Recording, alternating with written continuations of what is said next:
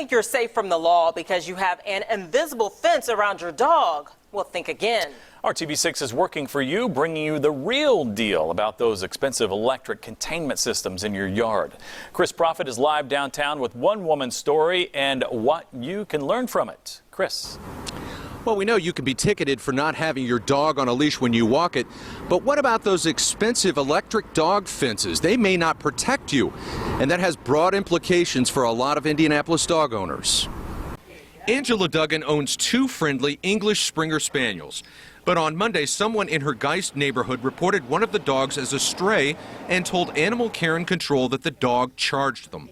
So we are very, I think, responsible dog owners. So we put an invisible dog fence in, front and back.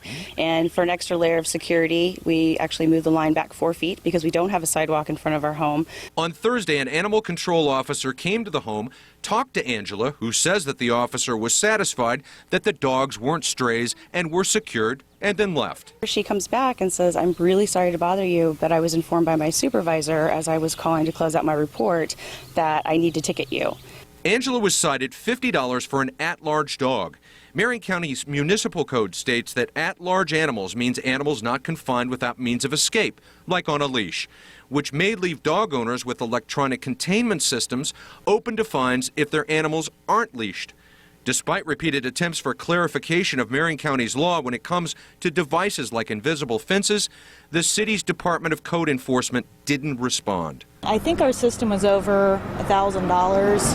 They're always with their collars on. They've never gotten out. It makes no sense. While electronic containment systems aren't foolproof, either are fences, and in Angela's neighborhood, those aren't allowed in front yards. Yes, I have to have my dogs out on leashes if we're out in the yard because I do not have a true fence. For Angela, $2,000 worth of protection spent on her dogs didn't stop her or potentially other owners like her from getting a $50 fine. And Angela says she's never had an animal control officer at her home.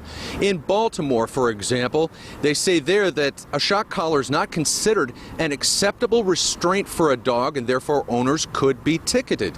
When code enforcement responds, we'll let you know.